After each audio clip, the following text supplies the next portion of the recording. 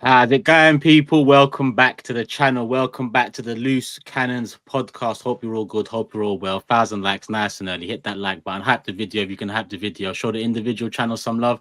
And as always, we've got a special guest in the building. Listen, we've only been going a few weeks, but in regards to Dan Potts, it's long awaited. He's part of the family. So big up Dan Potts in the building tonight.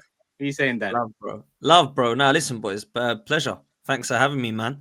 Loose Cannons. I mean, whoever come up with that is spot on, man. That's a great name for it, man. So big up to you all. You're doing great things. It was in the mixer for a little while, Dan. You know. Nah, man. Nah, I love it. I love it, bro. Dominoes fell into place somewhat. But yeah. Nah, big up. Big up, man. Listen, it's been great, and it's been booming, man. Literally a few episodes, and it's been flying, man. So well done to you three, and keep it going. And it's a pleasure to be here, and thank you for inviting me, man. Long overdue, Dan. Long overdue. Big up, bro. Go on, Jordan. No, I'm saying long overdue. I'm just, Anything else? Listen, long overdue. Oh, so was Jess the best guest, and it stops there then? Well, no, I need to hear down on the pod first before I get to conclusion. No, you didn't hear anything from Jess last week. You're like, yeah, this, that, everything. It's like Jordan. Like Jordan's never listened to me before, isn't it? The way he's going on. Do you know what I'm saying? I'll have to listen to him first. You know what it is, Dan? It's self-implied. It's obvious you're the best guest so far. I ain't got to say it. Love that, bro. Love that, bro. It's almost rude saying it, but we all know. We all know. You know what I mean? Nah, you've had some great people, man. You've had some great people. So yeah, big up to you. Well, listen, you're doing great things yourself. Football's 12th man, people. Go support Dan's channel. From debates to match reactions and more live content pre-recorded. He's doing a lot over there. So as always, show him some Loose Cannon love and go subscribe and Thanks, do what you need to do over there. But yeah, how is everyone? Everything good? Everything great, man. Sweet? Yeah, man. Yeah.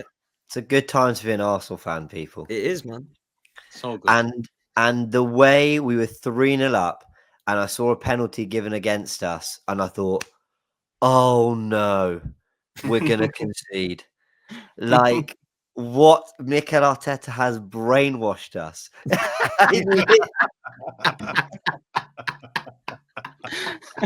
I thought you was giving a little montage to the thumbnail, but yeah. I should have been. I've heard that's your biggest video, 300K. It's en route. It's en route. No, I was honestly like, Mikel Arteta has brainwashed us. And I know you all felt it. I know when that penalty was given, you all went, oh, that ruins it a bit. I know you all thought that because it's just the way we've been keeping clean sheets. That record that I saw you talk about, Turkish, in your match reaction, that goes back to 1903 or something ridiculous. When I heard Arsenal have matched a club record on commentary, I went, fair play. The Invincibles must have done it, or we must have seen Adams, Keown. I'm sure that happened at some point. No. This is way back when. This is when we were a baby club. We hadn't hit our 30th as a club. And had we? No. And I just, yeah. What were you all thinking when that penalty was given originally?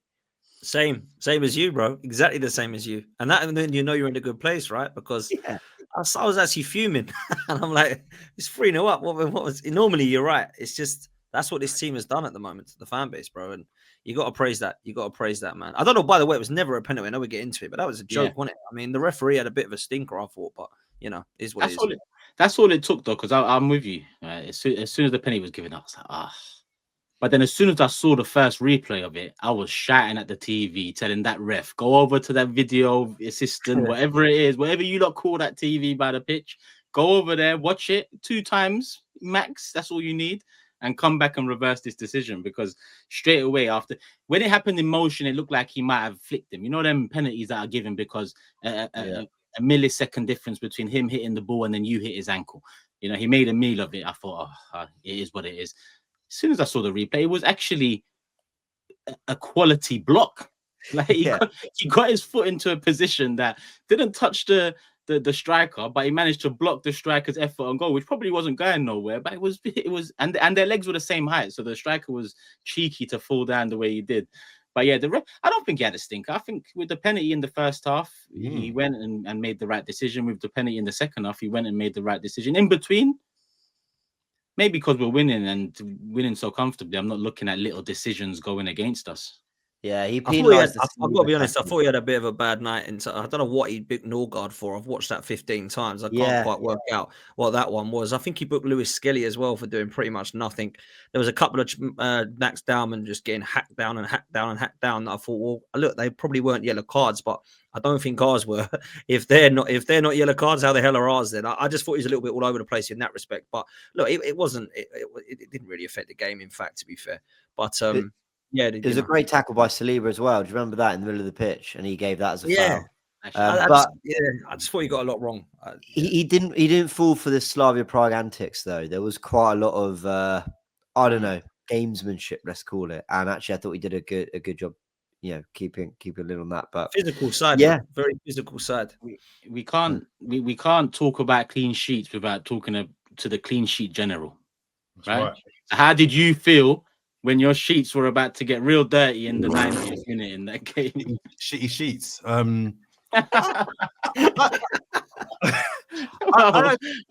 There's different types of dirt, but okay. You know, some people poo the pants in the bed. They can't be asked to go to the toilet.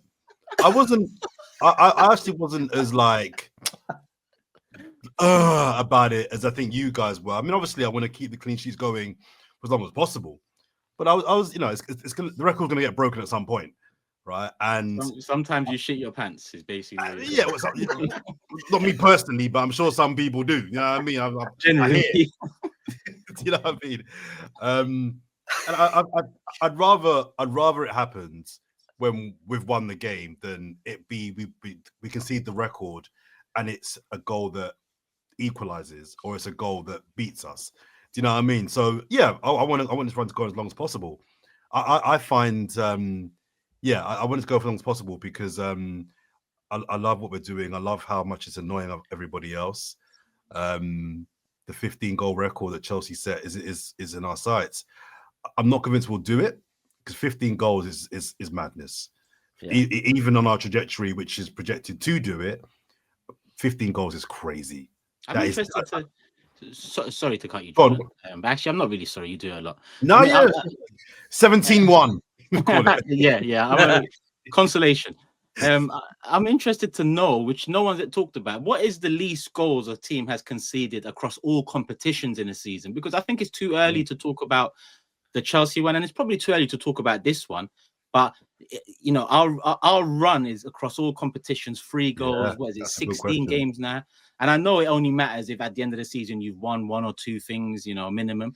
But I've never heard someone say that team conceded the least goals in the history of football across a season in all competitions. It'd be interesting to find that out. I think it's difficult because you're comparing it with teams that get knocked out of cups at different stages. So the games played. Hang on. Yeah, I get you. Premier League is 38. Yeah, so I think they just do it for league because we all play there's obviously 8 Champions League games in this league stage now as well, on top of where it would have been previously. I imagine it is Chelsea that season. I imagine it is it's still them. Probably. I mean, 15 is scary. Like that's just mad. It's really weird how that record doesn't get spoken about enough. You know, 15 goals in a campaign is stupid. That's absolutely stupid. I don't remember exactly. I remember Jose's team being stingy, right? And you know, I remember that year in that sense. But I don't remember if they were keeping clean sheets, but they were blocking lots and they were saving lots. Because with what we're doing at the moment, we're not even getting shots on our goal. So I'd be interested to know if anybody can remember if, they might have kept a clean sheet, but there were still 6 shots on target. As opposed to us, where it's like, it's 2 at best. if teams get 2 shots on target. But I was gonna say, I was gonna actually say that it's good you start there. You might as well start there. Generally, and not just that team, when you talk about defensive units in you know, years gone past, it's always a main unit and there may be one person that supplements it, right? Always. Our run of 8 clean sheets and our run across the season has included every defender we've got at the club. They've started a minimum of 2 games between them in the last 8. Only Mosquera hasn't, and he had 3 clean sheets in 4 before the last 8. You know, so every defender is playing their part. I haven't seen anything like it where you could in the Carabao game, all 4 or 5, including the keeper, was changed. Clean sheet against a Brighton side that's, you know, quite good. I know we rolled our luck in the first 10 minutes, but what team doesn't ride their luck at times? So you are right. I think not just the blocking and the heart, the passion, the, you know, everything on the line defending is different to this unit we have now, because it's not. It doesn't feel like it's everything on the line defending. It feels like when we need to do something, we do it. But we're trying not to do things, you know, a lot, because we're trying to push the other team back as much as we can for the majority. It's a different type of unit we've built. It is. Everyone's doing their job. There's a clip that's kind of going around at the moment. I think the Premier League put it out in the Burnley game, and I mentioned it on the last pod actually, about how Declan Rice is running in the 80th, 90th minute. It's just insane. There's a clip where they show, I think, where on the attack shot gets blocked. I think it's the 90th minute. Shot gets blocked, and there's 9 players sprinting back. Like, okay, some of them players would have been subs, right? So they haven't played a full game. But it's 9 Arsenal players busting a gut to all get back. So it's not just the back 4 and keeper that are keeping clean. It's everybody. And I find it interesting, you know, because whilst I'm the one that keeps complaining about wanting more expansive, attacking, exciting football, which I'm not going to change my mind on that. I do want better football in that sense. It's not just about winning for me. But equally, we've said as a fan base for a few years now that the wingers are too robotic, too systematic, too focused on, you know, doing work off the ball. We've said that for years and years and years. But actually, this might be the season where him drilling into Saka's, the Martinellis, the Odegaards, that defensive element of the game might come to fruition. This is the season where we actually might see the benefits of having attacking players working hard going the other way as well. We have complained about our attacking players being not having the Salah role. So we know that Salah under Klopp and even Slot last year was given a license to cheat, they call it in football. Like, don't track back. Stay high, we'll get the ball to you, and then you can cook. Our players can't do that. Our players have got to get the hell back. And we've said that might limit their attacking prowess.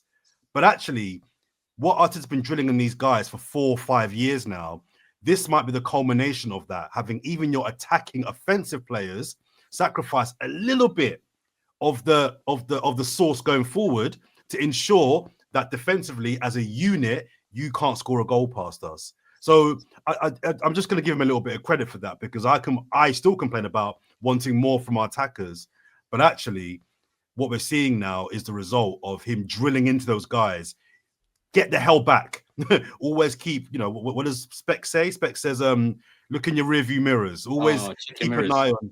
Yeah, keep an eye on what's happening behind you. So, yeah, just something I kind of just thought. I just thought about it just then, actually.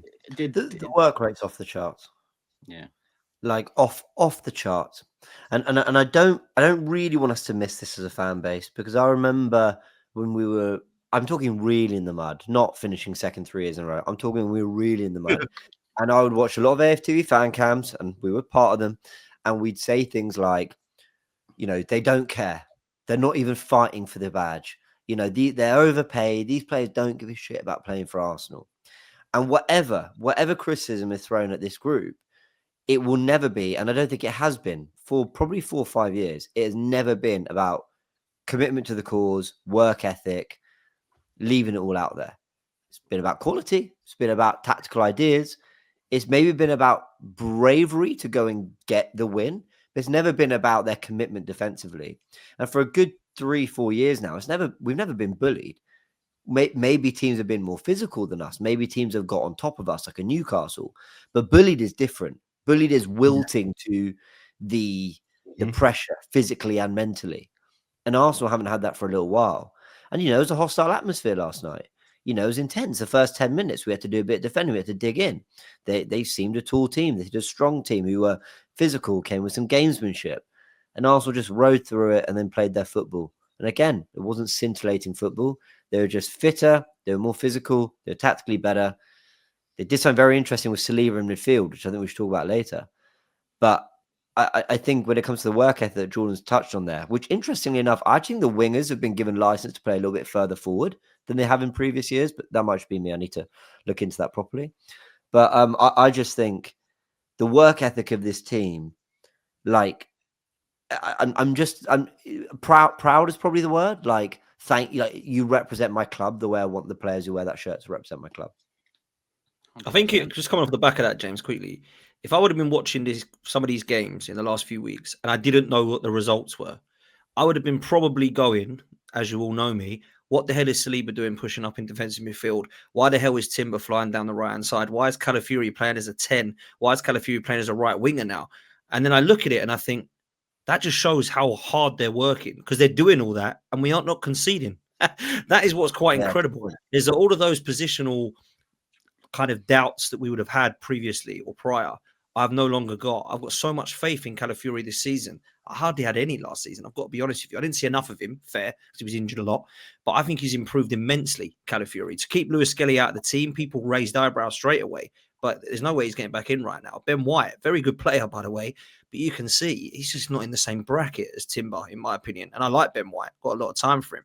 And we all know the partnership of Gabriel and Saliba. If you look at what is happening right now tactically, and James, you're far better than me at this, you look at it and you think, how are we not conceding then? Because they've actually got the license to go forward still. We've got fullbacks that I think deserve a mention, and rightly so, were analysed on Match of the Day not long ago about what they were doing going forward, which is incredible considering what Arsenal being spoke about at the moment is for clean sheets. So I just think that goes into the work rate of these players, man. Dan, do you know what it is? Because it's a really good point you make about players popping up in different positions. But it's one of the first things that Mikel Arteta did and worked on when he joined Arsenal. Is shape. I remember in the first couple of years at Arsenal, going forward, we weren't good. I remember people kind of complaining about we had nothing. This was the Aubameyang. Was Lacazette still there? Yeah, Lacazette, Pepe front three. Yeah, and I forgot they won an FA Cup, but yeah, you're right.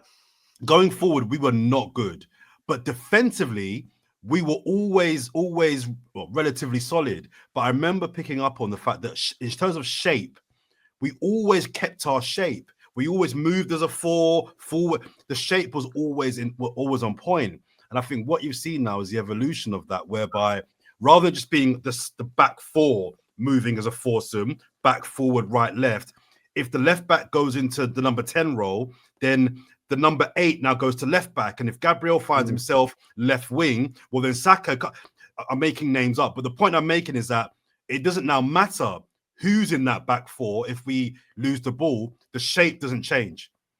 And I think that is the reason why we're so good defensively, because everybody knows where they're meant to be at any point in the game. Now, the downside of that is, as I mentioned earlier on, I think with that level of tactical coaching, I do think you lose a little bit in terms of expression going forward, flair, right? Because I think that you start thinking too much about where you're meant to be when you don't have the ball, rather than thinking about when the ball comes to me, I'm going at my man. But it seems so far this season to be working. So I think it's about the shape. I think he deserves a lot of credit for the shape that he's drilled into this team. They're like an army. They all know where they're meant to be. They all know the work that they've got to put in. And my final point would be, let's not get complacent about this, because what we're seeing right now is crazy. We are rocking up to European teams and teams in the league away and bashing teams 3-0. That's not normal.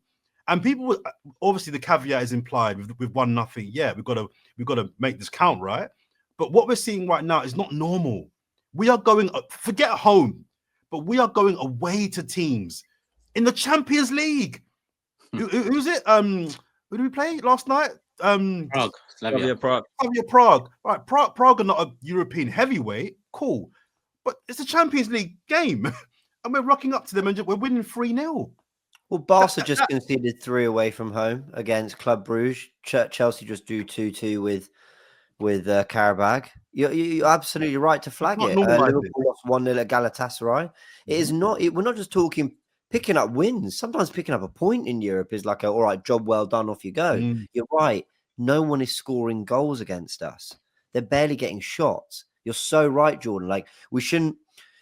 When you said we should be complacent about it, I think you mean more like we shouldn't normalize this. Yeah, we shouldn't take for granted. Like, this is extraordinary. And I keep saying, I think I said this on a pod a few weeks ago. I grew up on the soft underbelly era, the Arsenal get bullied era. When I say this is 0 to 100, this is the complete flip from what I grew up knowing of Arsenal, which is a shame, to what I see now, to one of the greatest defensive units I've ever seen in the Premier League. I haven't seen all the great sides, admittedly, and I include Mourinho's 05 side in that. But in terms of defensive units, I don't know if I've seen better in England. I stressed a lot in the summer about getting our fear factor back, but a lot of that was talking on the attack and what signings need to come in, and you know how we turn around our fortunes in chance creation and stuff. But I didn't expect that he doubles down on what was already a solid defensive unit, and now the fear factor comes from that unit. In my opinion, when teams are going to play us home or away, they fear the physical side, they fear the dominant side, they fear the set pieces in the tunnel. I forgot who spoke about it before, but in the tunnel, a lot of games are won mentally, you know. And I feel like we've got that team now. Obviously, again, we caveat it with you have to win for it all to matter, for it all to make sense. But there generally is a different sort of feeling. Look at Hincapié. I think that was his second start for Arsenal, maybe third, but I think it was his second start for Arsenal. He broke a little record of his own. 8 duels won, 100%, most away from home for an Arsenal player. And that sort of a profile coming into this sort of a unit where, you know, it's already looked at as, wow, you know, and now we've got Hincapié. In a few weeks, we'll probably be saying, you know, lineup-wise, who we saying for left-back? Calafiori, Hincapié, what happened to Lewis Skelly? You know, we've got such a unit there that I think Hincapié deserves a shout, because I think that little record epitomizes everything we're talking about here. You know, they want to defend, they want to just put in that extra yard, extra mile, extra bit of intensity, energy on that pitch. And it's I used to talk about players coming into that dressing room before with Bellerin and Mustafi dancing in his pants. Yeah, I used to talk about that dressing room and what it would do to new players coming in. Now they're coming into this unit where it's like, it's hurt me. I'm scarred. Sometimes I want to pause, but I'm seeing Mustafi in boxes. Sometimes, you know, I want to forget it, but once we get over the line, we'll forget. Yeah, I want to forget it.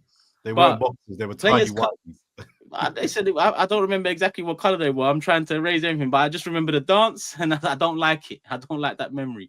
But the players coming in now to this unit: Declan Rice, Saliba, Gabriel, who have signed their near futures, here units. Raya, Saka, star boy, now a man. You know, the new players coming into this now. It's just a different feeling. This is exactly where it should be at our club, and it got lost moving into the Emirates under this ownership. So it's just beautiful that it's back. It's beautiful that it's back, because as much as, yes, I want the attack to do better, the foundation is excellent. It's Oh, you know, as well, Turkish, like you mentioned Hincapié, and I think Mosquera was mentioned earlier. They're both already looking like good signings and good covers. And that's really important to me, because, you know, over the years when we've had this great backup, Pascal Sigan, not too sure I want him coming in when Torre or Campbell's, you know, injured. As much as Sigan did well, invincible. Igor Stepanovs, yeah? Do you know what I'm saying? Like, even when we had like Koscielny and Mertesacker, who was seen as our best Emirates pairing before Gabriel and Saliba. So like, average, isn't it? It's even at the time I didn't rate that pairing. Like, forget now. Even at the time, I thought, this isn't that great a pairing. You're so right, Dan. Carry on, and then add on Johan Giroud to that, who's your backup. Do you know what I'm saying? Like, these are players that we were having to see. You Mustafi, let's just not even go there. So for me, like, now I'm looking at, and I know it's early days, but I'm looking at Mosquera coming in like he did at Anfield. I appreciate he made a mistake at Newcastle, which is the last time we've conceded, by the way, which is the end of September, which is just scary.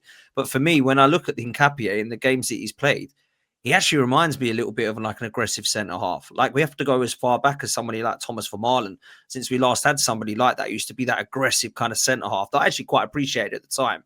I think Hincapié looks like a good signing as well. Mosquera coming in as well. We've not even sort of touched on some of the other cover players yet. But yeah, defensively, unbelievable right now. And you mentioned Declan Rice. Sometimes when you say you win it in the tunnel, if those players are towering over you now, I loved Santi Cazorla, I loved Cesc Fabregas, I loved Jack Wilshere and Aaron Ramsey. They didn't scare you, did they? Really, when you come up against them, you didn't think, "Whoa, these guys are towering over me." As much as I love them technically, right now we just feel like we've got absolute monsters that are ready to go to war, and I think there's a lot to be said on that.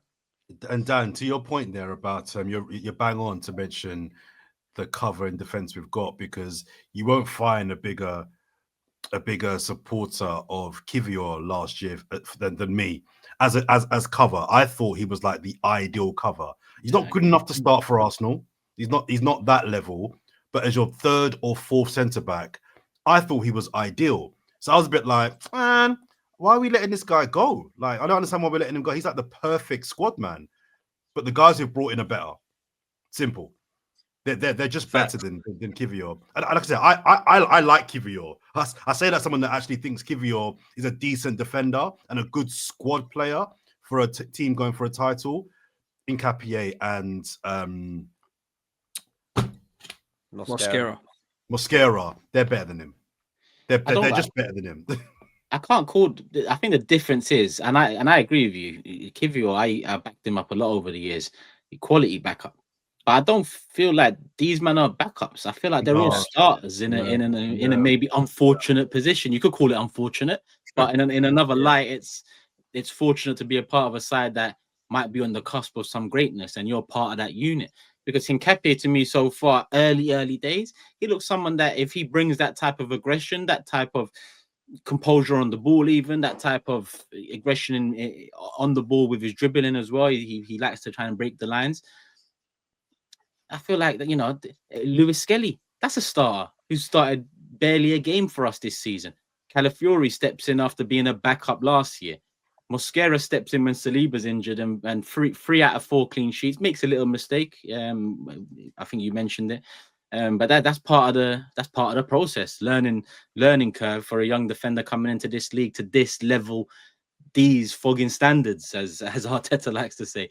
So let's go on to what James wanted to talk about, because it's not only the defending of the defensive unit, but James spotted Saliba and he's mentioned it on his channel in a video or two. So obviously, if you're subscribing to the individual channels, you'll know what he's speaking about. Make sure you do that. Yeah, but Dan, I think, made the best point, which was that, match of the day highlighted the attacking impact our fullbacks are having.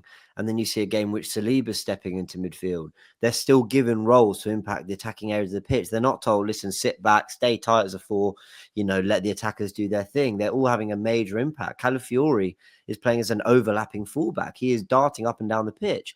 Timber's in like a high inverter. He's going beyond the 10 sometimes and picking up spaces and driving with the ball. So they're given a lot of license. I think the big difference, the reason we're so defensively sound, is because Zubimendi, excellent in the duel. Better than we've had from other sixes in that position. A lot better than people realize. He's got, we used to credit Jorginho for his positioning and how he didn't have the legs, but he positioned himself well. It's that with more legs. But also very good in the air. I mean, we saw that when he outleaped Dan Burn, but much better in the air than I expected from Zubimendi. And Rice is playing deeper. So when we are transitioned on, Rice isn't charging all the way back to try and recover. He's actually often a lot closer to the play to win it back. So I think those are the little tactical elements that made a difference. Now, with Saliba, I think Arteta said that they tried it in game because they were just struggling for ways through. So Saliba stepped forward. But the way that works is because Timber and Nkapie were centre-backs at the clubs we signed them from, they tuck in and they're comfortable. So you got Timber and Nkapie playing alongside Gabriel in centre-back positions, and Saliba, who I looked at his passing numbers on FB Ref, they're off the fucking charts. His passing numbers are sensational. His expected assists, if you like all that, are going up every year. It means that there's a creative element to his passing and his play that is getting better year on year on year. And it's been 4 years of progression with those numbers. So Saliba is someone who can have an impact in possession slightly higher up the pitch. Now, that's the John Stones role of a couple of years ago for City. I'll be honest, he doesn't move like John Stones. That's the only thing I'll say. And I don't think it's a long-term position for him. But it's just another option. I actually think Calafiori is really suited to that from centre-back. We might get that one day. I broke all this down on the video on the Gooniverse. But really interesting that Arteta's throwing different questions at teams. I love that. He's just saying we'll do different things. It's the same kind of shape, the 3-2-5. It's the same kind of ideas. But we're going to do it in different ways. Sometimes the left back's going to hold the width. Sometimes the left back's going to be a centre back. But either way, we're going to play different ideas. And I was watching yesterday going, I love this, Mikel. How many times do you remember that clip that went viral of me on AFTV in the summer in Hong Kong? When I said you can predict what every player is going to do. The left back's going to invert. The right back's going to overlap. Rice is going to go into... And I said everything was so predictable. Listen, I take back everything I said on that clip. It might have been true at the time, but right now you cannot say that about this team. Every player is playing in so many different positions and roles, and it's helping us. Go on, Jordan. Sorry, James. It's so funny you mentioned the preseason because I wouldn't say I was losing my SHIT, but so many people were about how bad that preseason was. Now you want to spell it.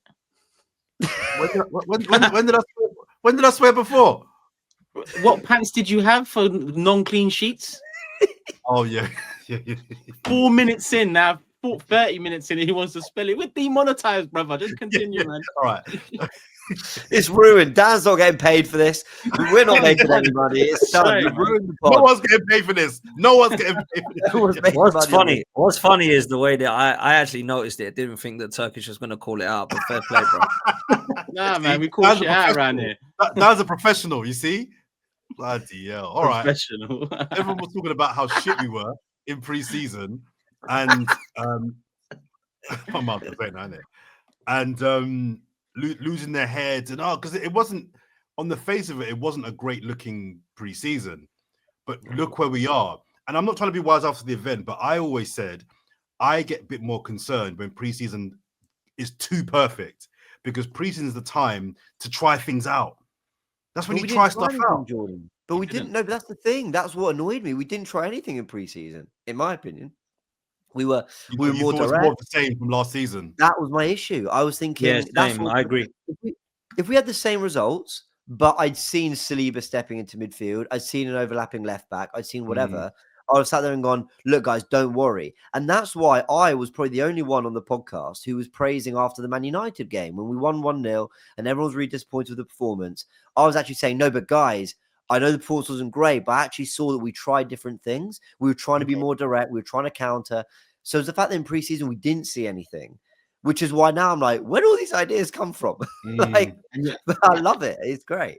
And listen, I'm gonna move it on, but another one's come out of nowhere. It's come out of nowhere before, but on the whole theme of unpredictable and feeling a different way to maybe what it was a few months ago. Is MERINO our best striker? Right. I don't know. I just don't. Honestly, I said this yesterday. I did this yesterday. He's the most bizarre player, isn't he? Because I'm the same as you, Turkish. I said this. I put it out in a little clip, and I said I think he might be our best striker. And I'm a big fan of Gyökeres, and I've been trying to back him. Obviously, Havertz is not for me, but I'm looking at it thinking this guy. Every time he plays up top, I think it's his position. I don't think he's a midfielder. Like when he's in midfield, he's right, does a job. He's like a little bit invisible in games, but I like him a lot. Put some respect on my boy Double M's name, right? I'm telling you, Double M this season is gonna cook. I love him. I love him. The thing is, to answer your question, no, he's not our best striker, but he might be our best finisher, right? Because his movement around the box, akin to a striker, actually isn't that great.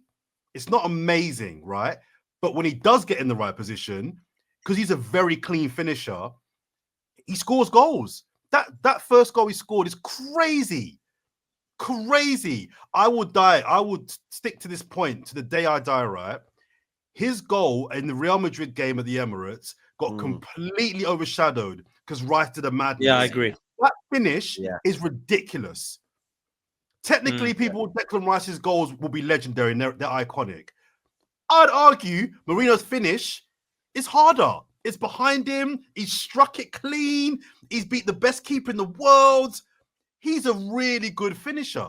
I think Gyökeres and Havertz, Gyökeres probably has better movement in striking positions than MERINO. I don't think he had a particularly good first half. I don't know, though, Jordan. Sorry to cut you, but for me, part of MERINO's success is that, listen, he scored a lot of goals for us since February, since he's come in March, whatever. I can't remember many goals he's taken a touch, let alone 2 touches before he scores.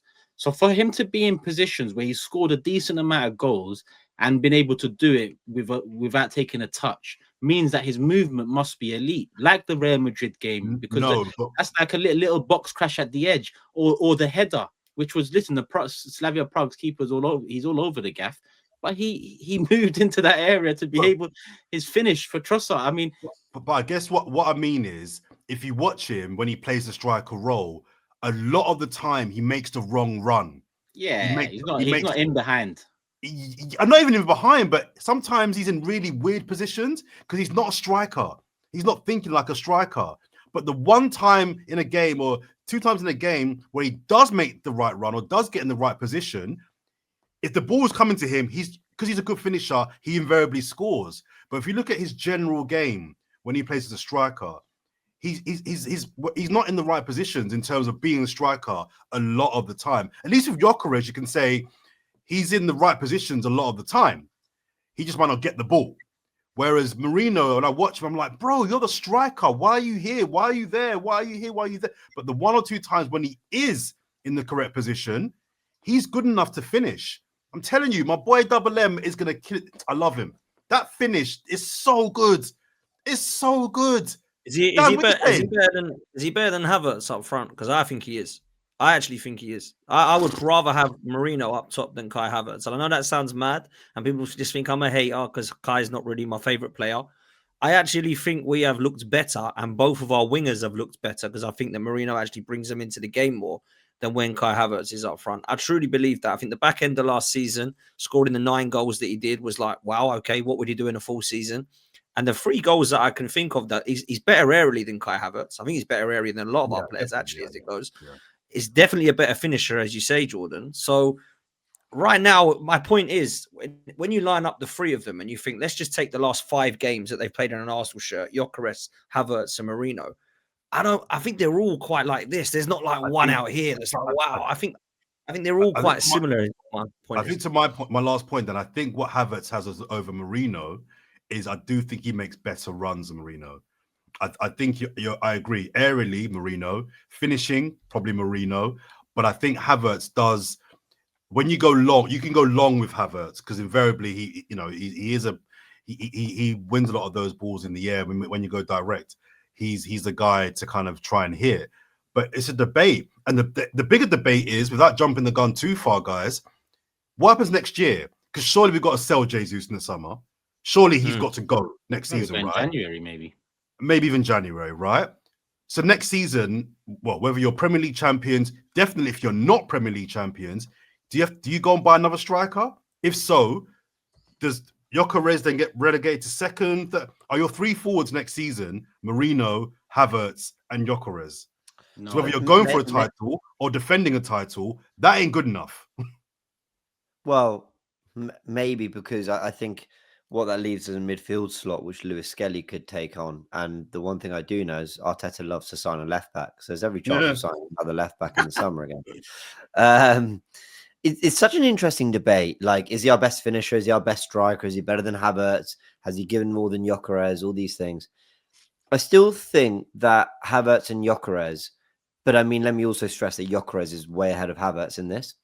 They're much better at stretching the game. Like, whether it be a ball over the top, whether it be running the channels, doing the typical striker things. I think for all I've been so impressed with MERINOO, dropping into midfield a little bit, his finishing has been sensational. I haven't thought, oh my word, what a handful of a striker. I haven't watched him and thought, oh, he's bullied the centre-backs. He's making run after run. He's running the channels. He's winning us fouls. All the other things a striker does, which is the stuff I've been giving Gyökeres credit for, even when the goals weren't there. But don't take away from his finishing. He is a sensational finisher. And I think if you look at his goal catalogue, it's super impressive. Reminds me a little bit of Olivier Giroud. Olivier Giroud was a little frustrating at times, but his goal catalogue was like sensational. If you watch Olivier Giroud's goals, like today, you'd go, wow, Arsenal had one of the greatest strikers of all time. But I promise you, he wasn't that in an Arsenal shirt. Love to Olivier. Actually, no. That swivel hip finish, he kind of did that quite a bit. I love Giroud. He did. I never loved Giroud. I liked him. Weirdly, I think he's quite suited to what Mikel would want to strike. Underappreciated. He was underappreciated. I think. Probably underappreciated. Maybe, dare I say, ahead of his time, but let me not. I think. Imagine. But Speaking of him like he's R9 or something, take it easy, buddy. Well, people thought he was old when we had him. I remember everyone going, "Oh, he's a bit of an old school striker." No. This is a 2025 bagsman. He's ahead of his time. This guy.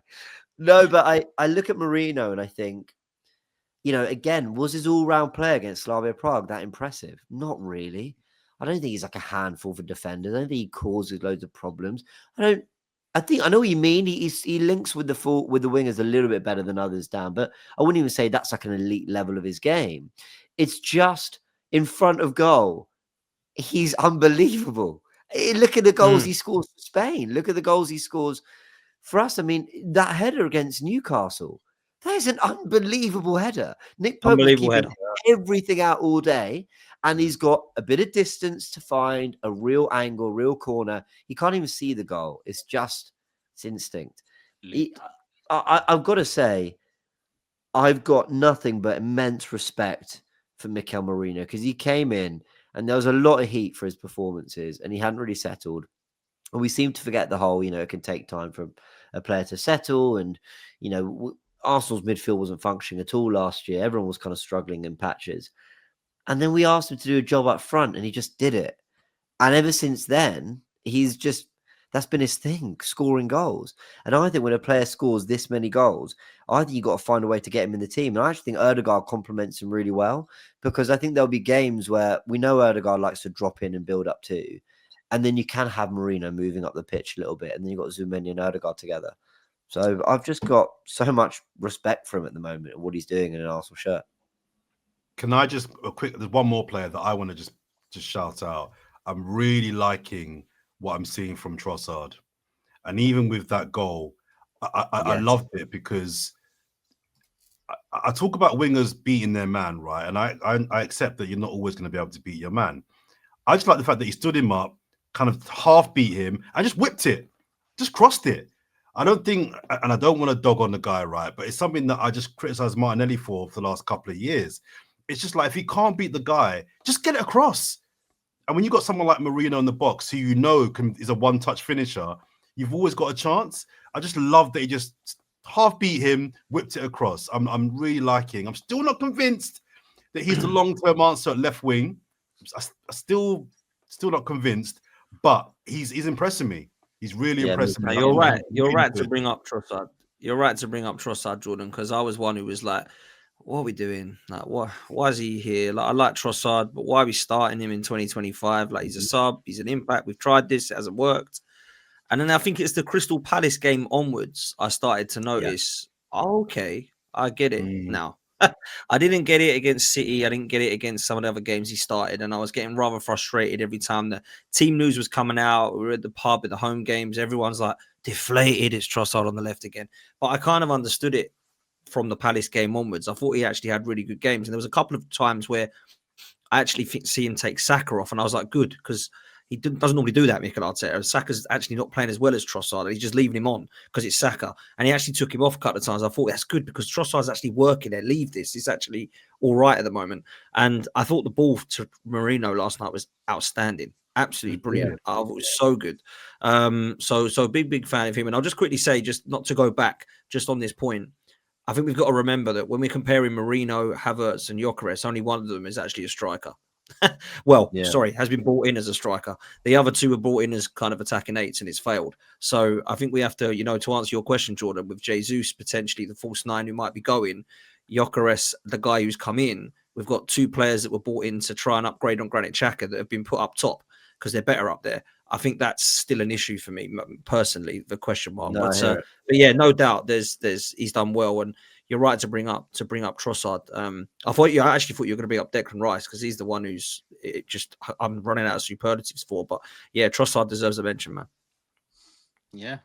We mentioned him last time out, and he deserves a mention again. That pass, I mean, that cross into I was about to say Giroud into MERINO.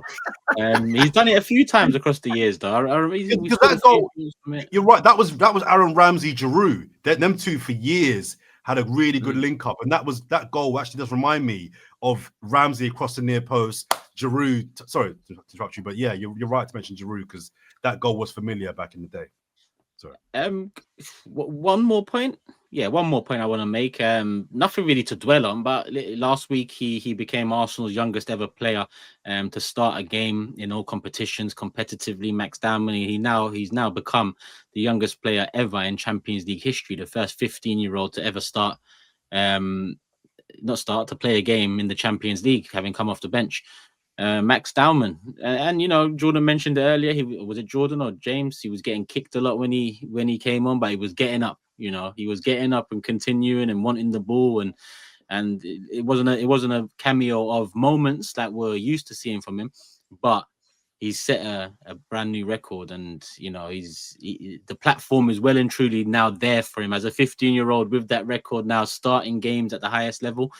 I guess that whole, you know, opinion in the summer of mine, again, going back to pre-season, James, that, you know, let's keep him at the limelight for a little while. Yeah, I mean, the light is well and truly on him. Yeah, like you know, Arsenal right now. My word, I hope this group wins something, you know, because it's record after record, whether it be the first side, you know, English league side who have gone a whole month without conceding a goal, whether it be matching our club record, and now it's Max Dowman breaking a record, whether it be for the club, whether it be in Champions League. It's been like just their records being set and broken or matched or whatever. And this group just deserves silverware for all of it. I just want to get that point in it because it's like Mikel Arteta actually said this, you know, he was asked about the record and he said, hopefully we keep doing this, the records will mean something. And that reminded me of that's quite a Turkish line. You say that a lot. You often say my match reaction. He's watching Turkish LDN, obviously. You know, listen, you know, real recognize real. He's sending in super chats, so I don't blame him. No, but he's right. On my match reaction, I said, listen, this is all peppercorn sauce, all these records, but peppercorn sauce, you need a steak, and steak comes May. Yeah. And then with that steak, get that sauce and drizzle it all over it. And yeah, what are you saying, Jordan? I'm more a Bernese kind of sauce kind of guy person. Whatever sauce you want to put on there. It had to be you to come and talk about that sauce, man. I'm more of a garlic butter, but you're right. It's like all these you're so right. It's like if Arsenal do it this year, do you know the catalogue of things we're going to roll back? You know, do you know the conversations we're going to put certain players in? You know, like the chest we're going to come for all these things this group has done. But anyway, that's a side point. All this is kind of clouding and surrounding the Max Dowman thing, which is his special record. There's a 15-year-old who's made an appearance. Now, Mikel Arteta, by us and a lot of people, was criticised for not giving youngsters an opportunity. And look, maybe the environment wasn't right for youngsters at the time. Maybe those youngsters weren't good enough. There could be a lot of reasons. But I think what we do know is it takes a lot for Mikel Arteta to give anyone game time, especially when they're young and there's so much to take on board. And the way he's talking about him in press conferences, he's saying, if you saw what I saw in training, like you'd wonder why I'm not playing him more. Like it's impossible not to play him. If I didn't, what was it? The passport line. His passport says I should think about it, but his talent, what he's doing, it's a no-brainer. And 15 years old is no age to be playing men's football. Mm-hmm. And last year, when Lewis Skelly and Merinoooo were 17, I thought, if only they were a year or two older, I'd be feeling really confident. But they're just a bit too young. He's 2 years younger than them.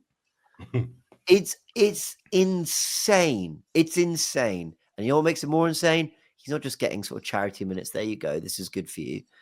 He looks good every time. Every time he comes on, he's doing something.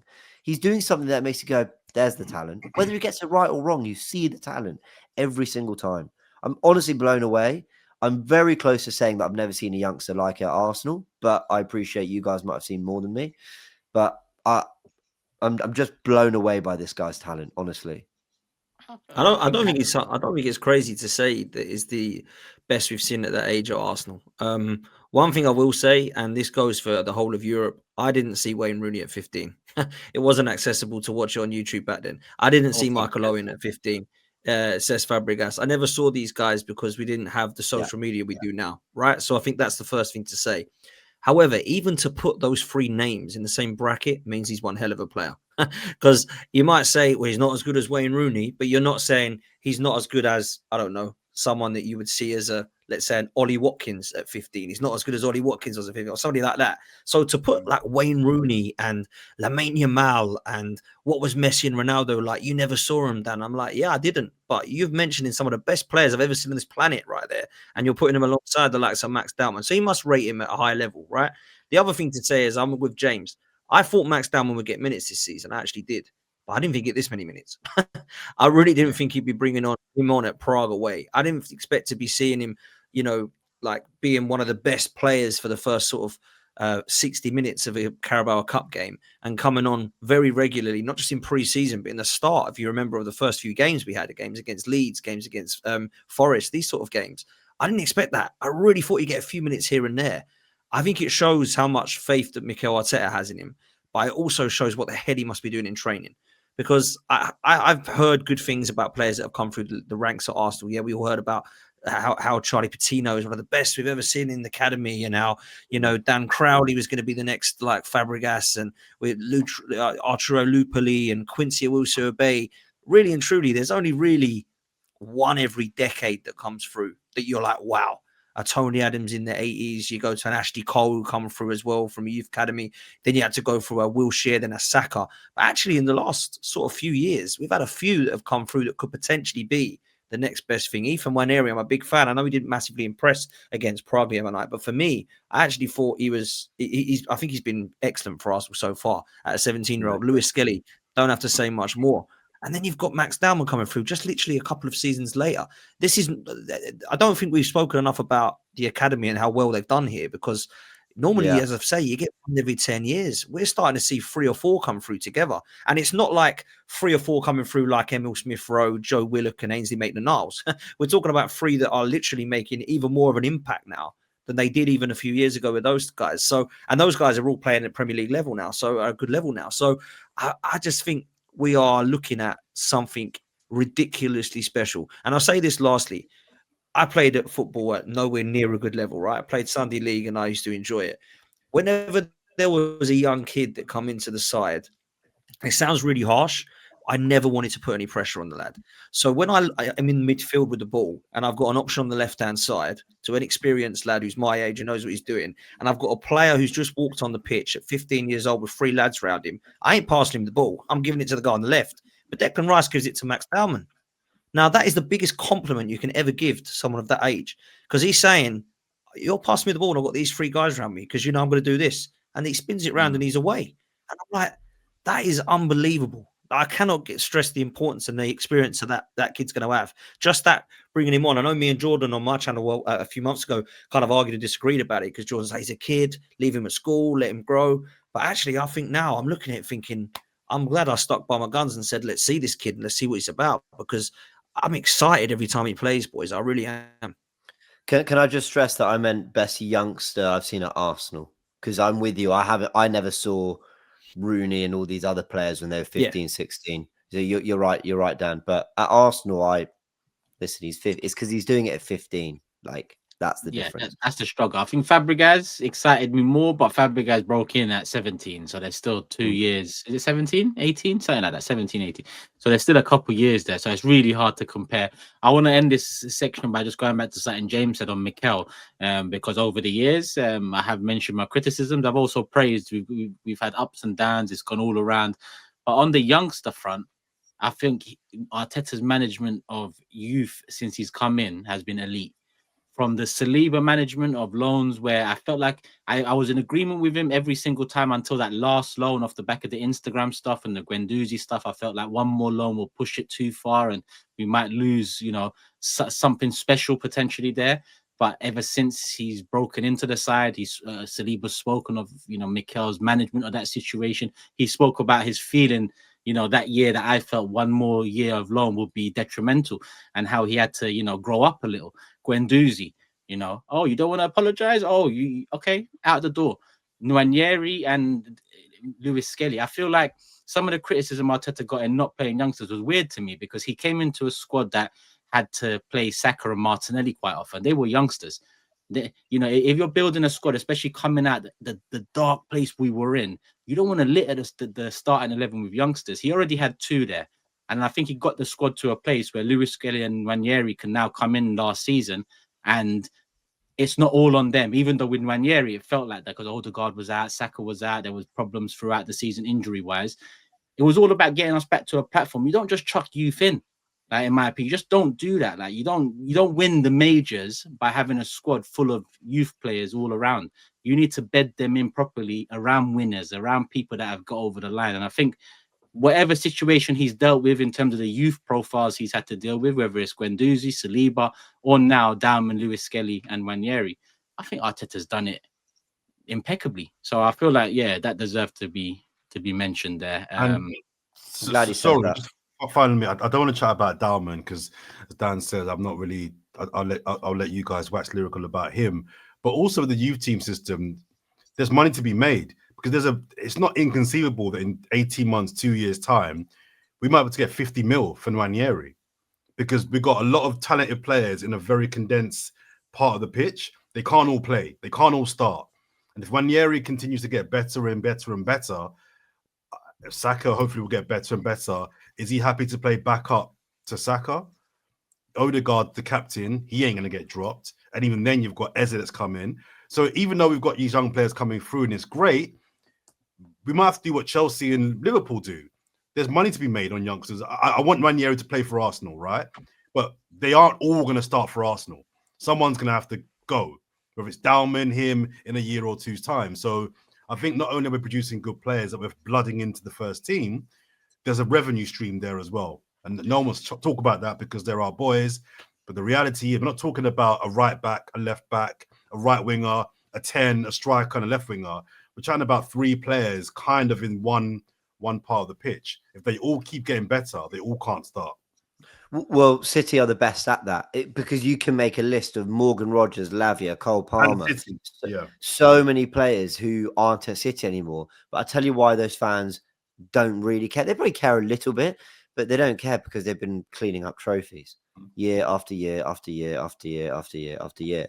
So ultimately, that academy's made them some money. They might even look back on some of those players, think they could have made more money. But yeah, that's a good point, Jordan. It's kind of the more cynical side, because we take so much pride in Hale and in our academy that we want the best to make it through with us. But you're right, we're kind of in that weird either end of this. On the one side, it's wow, you've made it into the first team, your class, Miles, Ethan, Max Dowman, whoever. On the other side, there are players that have been talked about a lot who went for like nothing. You know, wingers like Kozia Dubry, who just went to Brighton for next to nothing. You know, we should be picking up a 10, 15 million. Liverpool do it very well. We did, Ben Gannon Doak, they got like 25 million off Bournemouth or something. Sepp Vandenberg, I think, went for like 30 million or something. This is what we need to get better at. Ryan Brewster went for like 35 or something crazy, wasn't it? Unbelievable. Who's the guy who went to Leverkusen, the centre back for Liverpool? Kwanzaa. How did they get 40 million for him? Yeah, because Kivior was better than him. I don't know how it all works out. Chelsea and Liverpool had done that for a while. Yeah, we need to get better at that. I think we gave Omari Hutchinson for free to Chelsea. They sold him to Ipswich for 25 mil. It's poor, man. It's been poor over the years. We've got to get better at that. And that's something. Hasn't he moved on again since? Hutchinson, yeah, he's gone to Boris now as well. Yeah, but they sold him for good money, isn't it? Yeah. So he's gone Chelsea for nothing, Ipswich for 20 odd something, and then Forest for 30 something. So 37, yeah. All right. Well, I think Ranieri's worth 50 million now, Jordan. So in 2 years, I'd be hoping he's worth more. But let's keep it moving. Hit the like button, people, because we are closing in on an hour, literally 59 minutes on the clock. So let's get to 1,000 likes. Really, it should be 2. It might be 2 if it is 2. Love for the love. Individual channels in the description below. Big up Football's 12th Man Dan Pod. You should already know. If you don't know, subscribe. Hype, like, do all of that stuff. Call us Disabled. That's Jordan's channel. James has got 2 Gooniverse news, and obviously we're right here on Turkish LDN, and I got the big 6-2. So show love all round, and let's get into Sunderland away this Saturday, 5:30. p.m. kickoff. Well, I was about to say the return. We're going over there, but a familiar face on the opposition team, Granit Xhaka, captain for Sunderland. His first versus fourth. It's a Sunderland team that have had a great start to the season. They've only lost 2 games. They haven't lost at home. They've got the second best defensive record in the league, joint with City and Tottenham, 8 goals conceded, but they've scored the least in the top half of the Premier League by some way as well. I say some way. They've got 12 goals to their name. Palace got 14, and upwards for the rest. So it's one of those games. It's hard to judge it off paper. It's going to be a difficult one. Dan, let's start with you as the guest. We've so far so good this week. I looked at as a test, away at Burnley, away at Prague, and now away at Sunderland. So far, 2 clean sheets, 5 goals scored. Do you think that will continue on Saturday? Okay, so we've actually travelled quite a bit, to be fair. Obviously, Burnley away, Prague away, and then we got up to Sunderland away. And I do think that makes a difference. I've got to be honest. I know it sounds crazy because they're athletes and they're professionals and stuff like that, but I actually do think that trekking away can definitely put a little bit of kind of pressure on you. However, I do think we're going to get the job done, but I don't think it's going to be easy. I think Sunderland have been one of the teams that have impressed me the most. I think Sunderland have played some of the best football in this league, along with Bournemouth right now.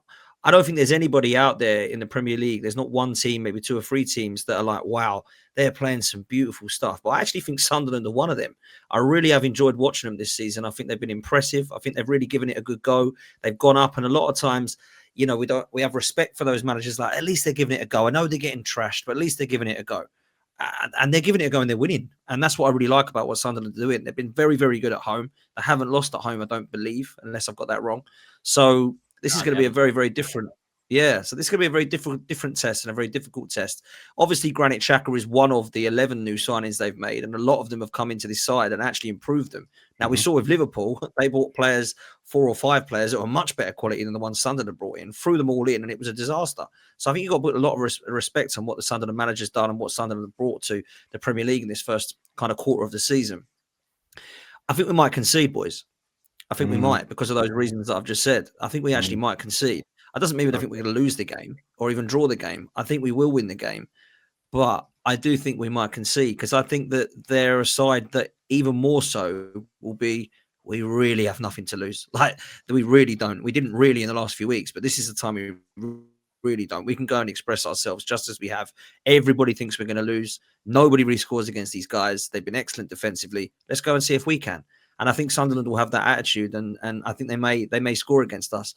But I just think the way that we are right now, and with our defence so good, I'm confident going into every game, knowing that not are we going to go and win 3 or 4-0, but even if we do win and we don't play well, for example, I don't think we're going to lose, and I definitely don't think we're going to get battered going into these games. Now, I've said that, and I could get egg on my face every week, but right now, the stats are saying that we aren't really conceding many chances, let alone goals. So I do think that this could be a little bit different. I think it will be tough, but I do fancy us to take 3 points, because the way we're playing right now is just too good not to. And lastly, what I'll say is, if we do, and I hope that we do, we can sit on Sunday, relax, and just watch what Liverpool and City do, because this is a massive weekend for the title race. Massive weekend. Sorry to cut across you there, Dan. That's the reason you just ended on why it's a massive game. I feel like I say that every single week. Every week's a massive game. But this week is really big, because if we win and Liverpool or City lose, I find it hard to see the loser of that game winning the league. Now, people say it's early and the gap will be, I think it could be 7/8 points behind us. People are, it's only 7 or 8 points, and that's not a big gap. But that'll be 5 defeats. That'll be 5 defeats. And I don't know if you can win this league with 5 defeats. And you have to think that it's November. Liverpool and City are going to lose another game. So 6 defeats and win the title. So it's really, really, really important we win this game, because if we win this game, as you said, we can sit back and know that we've pretty much got the final nail, or one nail, if you like, in the coffin of the losing team. we can really, really put some daylight between us and one of those two teams. If they draw, because maybe a draw is what a we draw want. is what you want. A draw is what I want. I mean, yeah. Do you know what I mean? But either way, we have to enable for us to maximize whatever happens at Anfield. Because whatever happens, it should be a win for us because someone's dropping points. We have to win. If we don't win, them dropping points on it doesn't really matter. So, and I know they're not in a title race, but Spurs and United play as well. And I just think it's about creating a gap between us and everybody else. So it's a really, really big game, boys. Really, we have to win this game. These are the weekends where you can really strengthen your buffer, really add to that kind of that gap. And before you know it, they draw again. You pull away. It's a big game, man. I think we will win, but I think it's essential we win this one just because of what's happening, elsewhere. I think, honestly, I'll go one further and say if we beat Sunderland, someone's getting buried on Sunday. Maybe both. I think so. And I say that not arrogantly. I say that because I feel like if we got 8-9 points clear, having won at Sunderland and them two drawing, we would have to have an almighty fuck up to lose to even at this early stage. And this is with the experience we've had in mind over the last 3 years, because this ain't the 22-23 team that, even though at one point we had a nice little healthy lead, 5 to 8 points, we was being chased by a shark, as they called it. And it, you know, as much as that was the analogy being used, it made sense. They were a beast, and their record speaks for itself. This time around, I feel like if we got 8-9 points clear, that's a 3-game swing. You're right about the 5 losses thing, because if anyone does come back into it having lost 5 games in the first 15 or so, then the team leading the way or the league that season was, maybe some might say, as competitive as ever because it was all tight or not the greatest.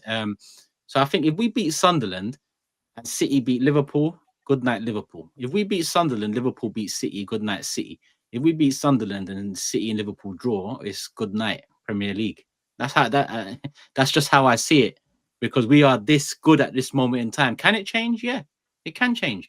But I'm a man that when things ain't going well, I'll be effing blinding and my thumbnails and Proton VPN ads might be going mad. But when things are going well, I'm going to be equal foot in the other side. And I'm very confident in us at the moment. And I agree, this game week is massive because there's a potential to bury not just maybe 1, but 2 of the opposition. Now, you know, Halloween just come. Sometimes the buried come back to life. Now, that can happen. It's Man City, Liverpool. They got world-class players.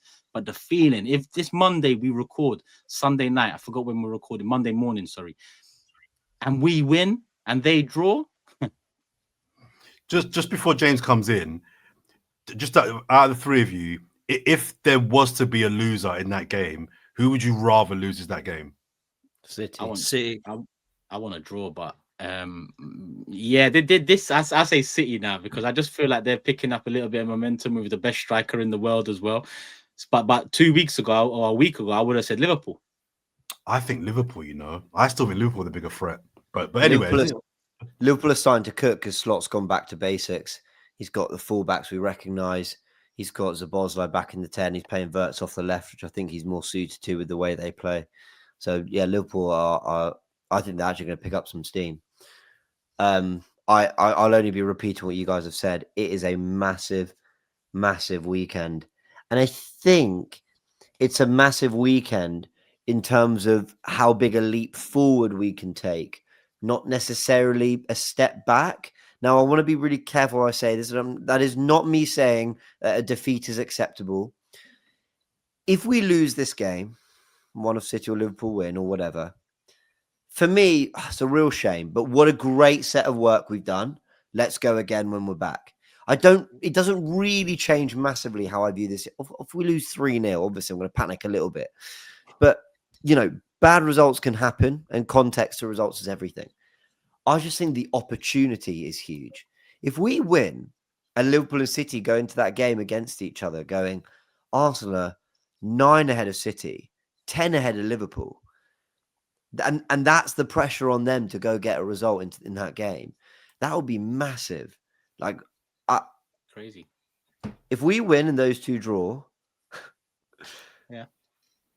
You know what will happen, James? If we win and those 2 draw, Turkish will bring it up, but it will be everybody going, Arsenal are scary. That is what will happen. Okay, Trust all me. our And they'll have a thumbnails, should we right to do do it. They have a right.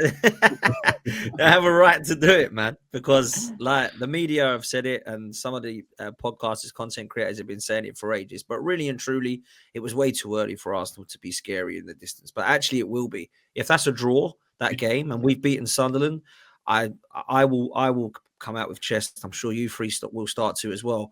Because we have to. We must if that's the situation. If that's the case, they draw, we win. We must, man. We must. Do you know why also it's a must-win game, boys? We got Spurs and Chelsea next. Yeah, Don't you're right. forget Bayern in between. That's Bayern in a between. blockbuster game, you know. Arsenal Bayern. Bayern is a blockbuster. You're huge right. game.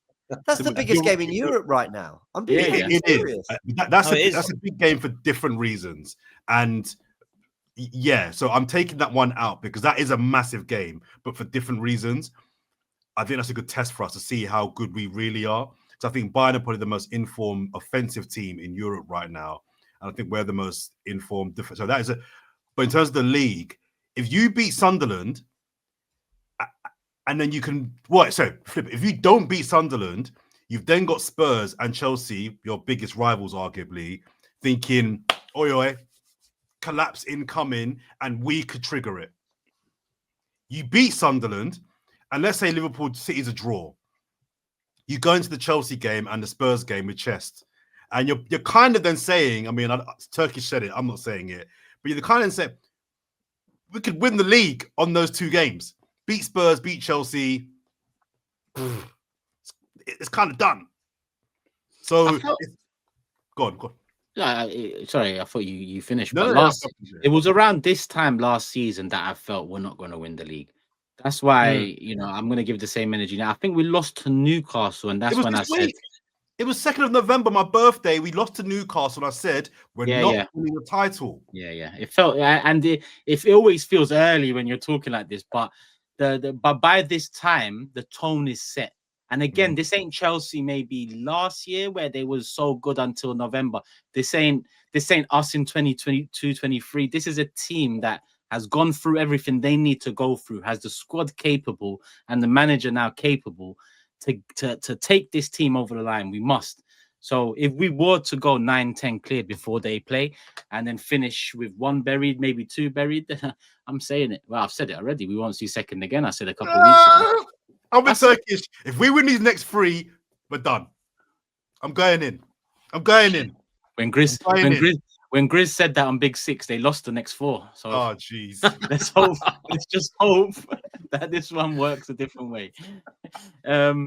It's hard to talk about lineup. I'll be honest, because we haven't heard Arteta's comments leading up to the game. We're recording this Wednesday night.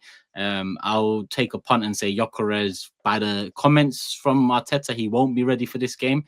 But so at the same time, I feel like there's not much discussion on lineup. I think it picks itself at this moment in time. Every single position, I'd say Timber, Saliba, Gabriel, Calafiori, Zubimendi, Rice, Eze, Trossard, Merino, Saka is probably the lineup we all go for. Yeah, I think so. I don't see any changes. And who?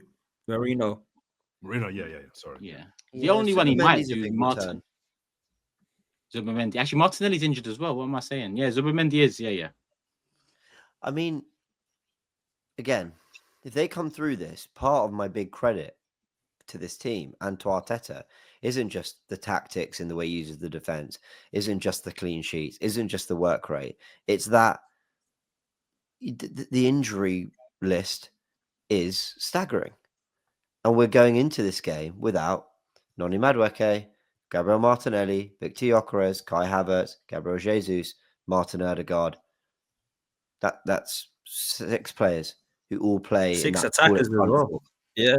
It's extraordinary. So if they can come out with another win, keep getting the goals, on the board, and then you can welcome all of them back after the international break. That's what Mikel's hoping. Whew. Ideally. All right, cool. Let's do some predictions then. Sunderland away, 5:30 kickoff Saturday. Dan, how do you think it's going to go? I'd love to keep a clean sheet and get a nice convincing 3 or 4-0. But I think we're going to win 2-1. And do you know what? I'll take it. Let's just take the 3 points here. It's massive. I'm going to go 2-1 Arsenal, bro. 2-1. James?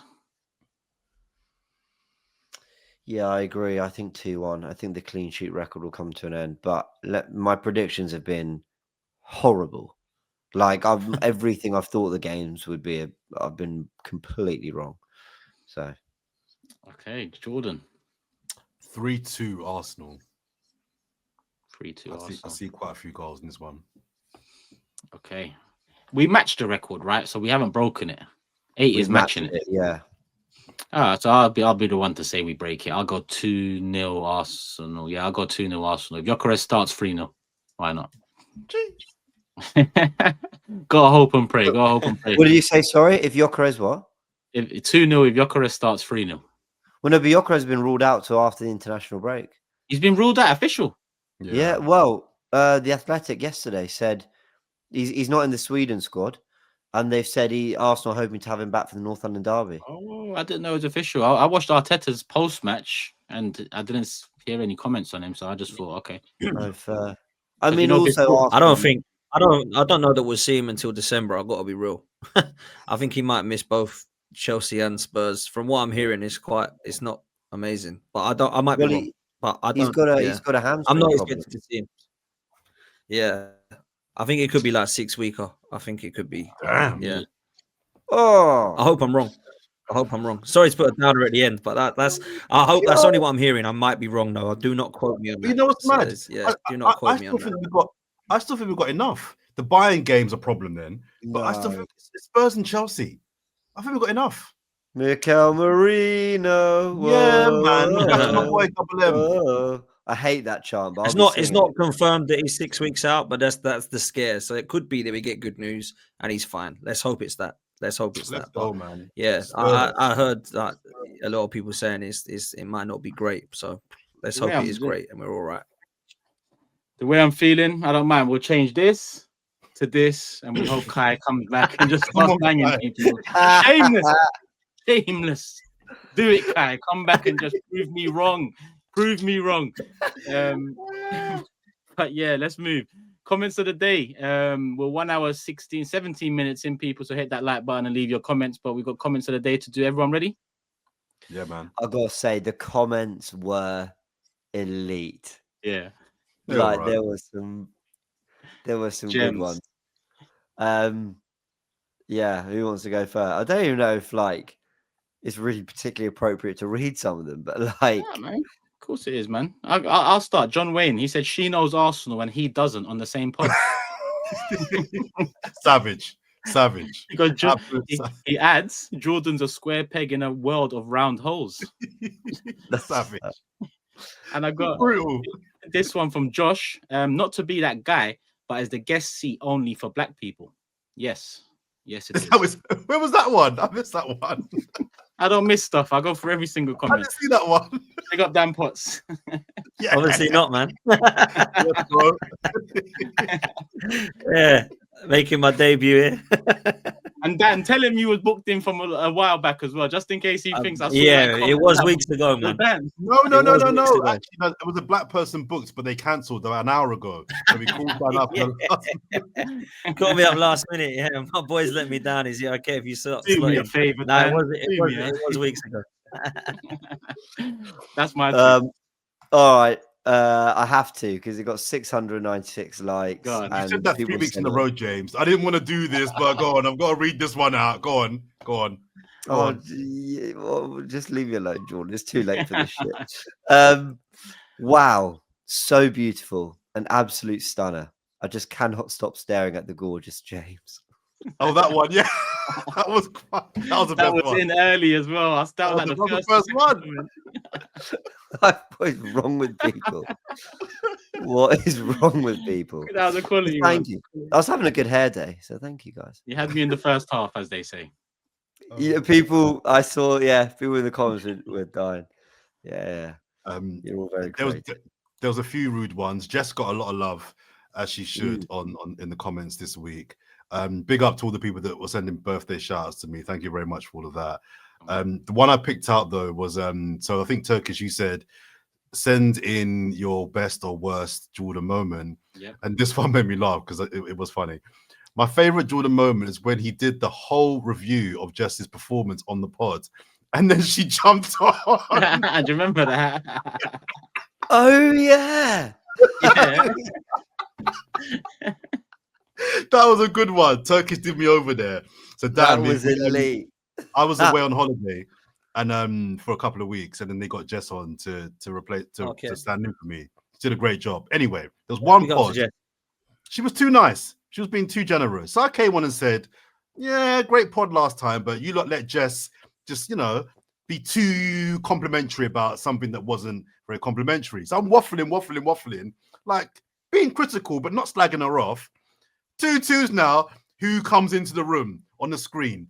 Turkish brings up Jess. Waiting, hearing everything I'm saying, hearing every word I'm saying. I look like a mug. You wait in 2 weeks when we're doing a show and I bring Tosin, Sharky, Amenya, then Jess on, and I say, Jordan, who's the best guest we've had on the show? Yeah. You wait for that one. That was funny. Well, I had an idea. I actually floated this to Turkish. I had an idea for like a loose cannons, like Royal Rumble, where like we just have like loads of the guests we've had on kind of all at once coming in and out. I don't know how, Jordan, how you're going to be able to, give them all the title of best guest in one stream. But the thing is, I won't. The person of all those people that is the best guest will get crowned the best guest. They got to fight for it. Oh, that's extraordinary. What a prize. Royal Rumble. They got to fight for it. I haven't even got this comment, but I just remembered it. Someone said 3 weeks ago I was missing Jordan. Now I can't stand him, or something like that along those words. Savage. I love my community, man. Keep it respectful, but keep it cheeky, people. Funny. Hit the like button. Make sure you're subscribed. Jordan. Can I also say a big shout out to Zor? It's just last one. I won't say another word. Have two or three. No, I just need one. Just need one. Big shout out to big Arsenal fan and the New York mayor, Mandani, who won last night in New York. Big up all my Arsenal New Yorkers. Big up Mandani, who I don't know if he's using Arsenal as a bit of a PR thing to try and curry favor with Spike Lee and them man there, but it's working on me. Hit him up. Can you get Spike Lee on the pod? I'm gonna try. Come on. I'm gonna try. Hey, hit the like button, people. Make sure you subscribe. Jordan is good for something, so don't cuss him too much in the comments this week. Let us get Spike Lee then back onto Jordan.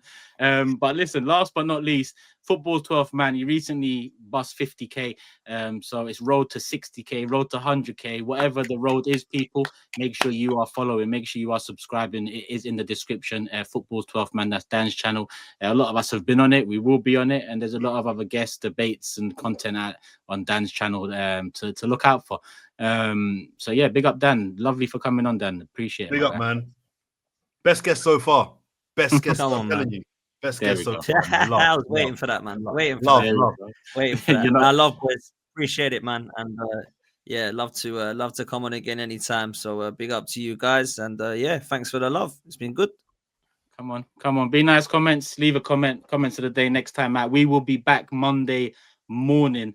I say morning, it'll probably be at midday because we're recording the next one Monday morning. So wait for it, look out for it, subscribe, notification bell on, and you'll know exactly when that is. Love for the love as always, people. Love for the support as always. Subscribe, like, hype, and see you on Monday. Peace. We're out.